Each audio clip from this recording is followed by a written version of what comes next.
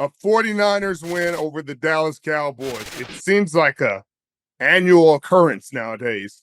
The Dallas Cowboys started off really fast, physical. They seemed like like the week off helped them. They got healthier, but at the same time, it all wore off, Mitchell. It was like makeup. It was pretendo.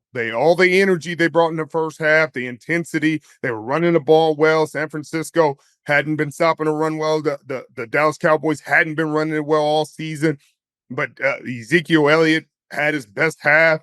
They were physical. They were talking mess. They were getting stops on the defensive side. It looked like a team that was determined to get a win. And then in the second half, it was like the San Francisco 49ers woke up, both offensively and defensively. They kept getting penalties and shooting themselves in the foot throughout the game. A Deebo Samuel touchdown got called back because of a holding call. Another big run got called back that Garindo had, a George Kittle holding call. But for the most part, in the second half, the defense made plays. Diamador Lenoir's interception against CeeDee Lamb was fantastic play. Obviously, friend of the program. He's been having a tremendous career. His payday is only increasing. I thought the San Francisco 49ers would have been better off just paying him this year, this offseason, trying to get him for like a short, cheap deal. But now, as he continues to make plays, second game in a row, his last game was against the Kansas City Chiefs, picked off Mahomes. Now you pick off Dak, the two all-pro quarterbacks from last season. Oh, I guess Lamar was all-pro. But, I mean, you talk about you picking off – anytime you pick off Pat Mahomes is going to be a big deal, but you pick off Dak, his second or third multi-interception game.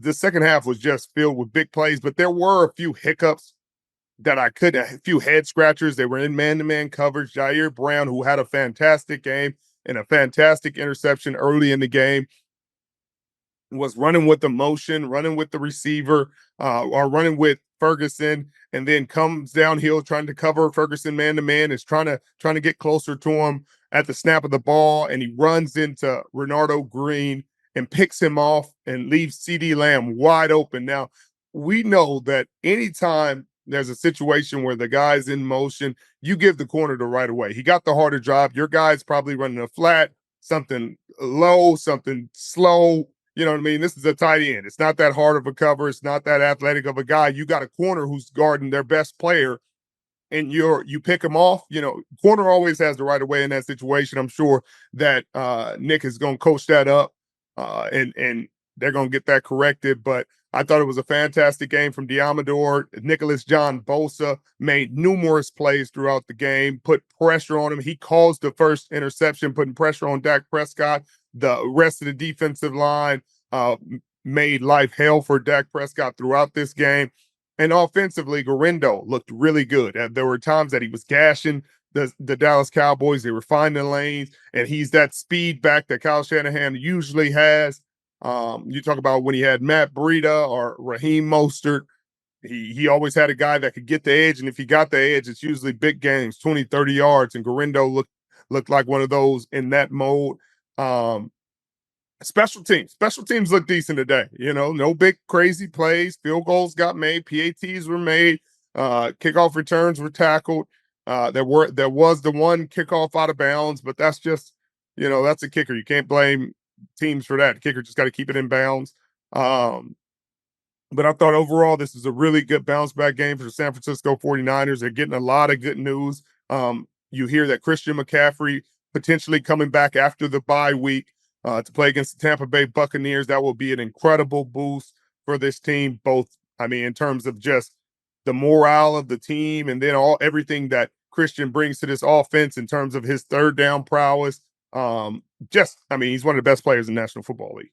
It's huge. I mean, but this is a huge loss for Dallas as well. I mean, this team, you could tell they came out of the gates. They looked scrappy. They looked like the better team early, Rich. I'll tell you that much. And I think it goes back to their home stomping against the Detroit Lions.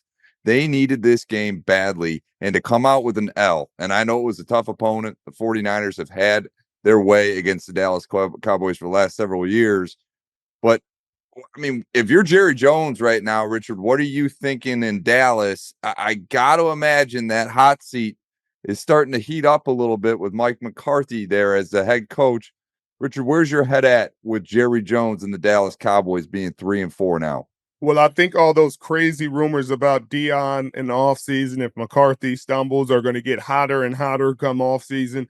I don't think anybody's going to take Jerry's word. Whatever he says at the end of the season, he'll say, "Hey, we're gonna start all over and start anew," or whatever he's going to say this offseason isn't going to have a lot of weight, because what you didn't do this season, this offseason, is going to reign loudly throughout this season, because you did not do enough. You drafted a tackle. Doesn't seem like the answer. The offensive line is the worst it's been in years.